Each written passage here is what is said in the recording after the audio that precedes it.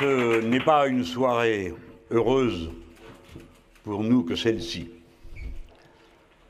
Pour la seconde fois en France, l'extrême droite gagne l'élection européenne. Ainsi se confirme que notre pays prend une pente que nous continuerons à combattre par tous les moyens dont nous disposons. M. Macron semble avoir perdu le match qu'il avait voulu installer de façon si irresponsable. Ces deux faits, la victoire de l'extrême droite, l'effondrement du pouvoir dans le match qu'il avait engagé et le niveau de l'abstention, qui reste considérablement élevé, montrent que notre pays s'enfonce dans une crise profonde. Nul n'en aperçoit à cette heure l'issue positive. Notre responsabilité restera donc de tâcher de l'ouvrir, de continuer à tracer le chemin que nous avions d'abord inauguré si vaillamment. Dans ce contexte, notre résultat est très décevant. Il n'est pas à la hauteur de nos espérances, cela va de soi, et encore moins de nos efforts.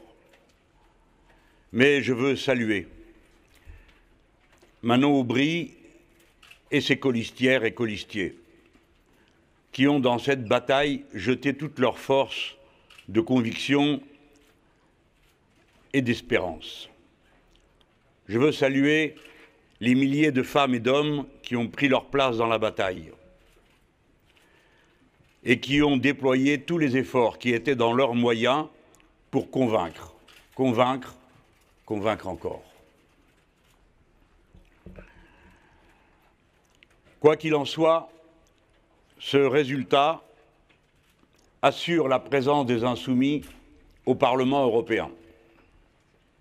Dans ces conditions, conjointement avec le groupe des parlementaires de l'Assemblée nationale,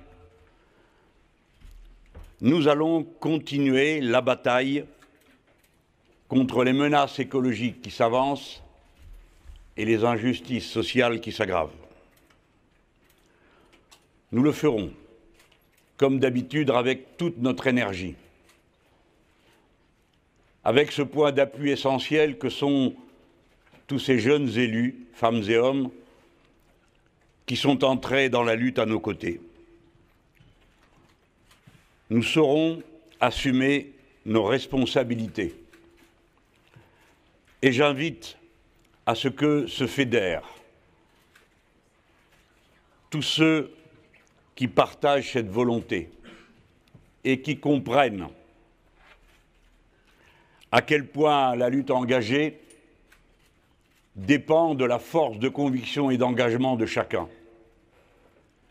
La pente qui est prise est mauvaise. Il est possible de l'inverser. Mais cela reste impossible si chacun, en conscience, ne prend pas pour lui-même ses responsabilités. C'est l'heure des combats et des caractères.